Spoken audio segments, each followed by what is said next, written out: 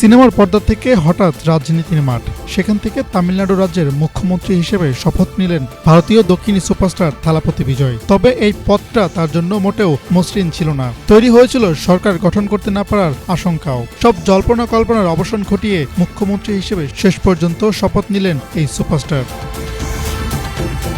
মুখ্যমন্ত্রী হিসেবে থালাপতি বিজয় শপথ গ্রহণ অনুষ্ঠানে উপস্থিত ছিলেন তার বাবা মা সহ আমন্ত্রিত অতিথিরা। তবে এরই মাঝে বিশেষভাবে সবার নজর কেড়েছে দক্ষিণ ভারতের জনপ্রিয় নায়িকা তৃষা কিষান। এনডিটিভির প্রতিবেদন অনুযায়ী রবিবার 10 মে সকালে চেন্নাইয়ের জওহরলাল নেহরু স্টেডিয়ামে আয়োজিত জমকালো অনুষ্ঠানে দেখা যায় এই অভিনেত্রীকে। বিজয় শপথ গ্রহণ অনুষ্ঠানে তৃষাকে হালকা সবুজ রঙের শাড়ি আর সোনালী নকশার ব্লাউজে দেখা যায়। তার খোঁপায় জড়ানো ছিল গাজরা।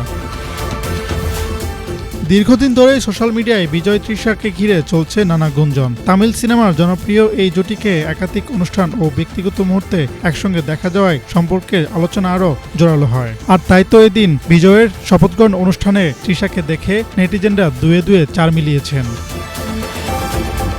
এদিকে থালাপতি বিজয়ের শপথ নেওয়ার ঠিক আগ মুহূর্তে শপথ মঞ্চে উপস্থিত হন কংগ্রেস নেতা রাহুল গান্ধী। শপথ গ্রহণ অনুষ্ঠানের আগে রাহুল গান্ধী ও বিজয়কে একসঙ্গেও দেখা যায়।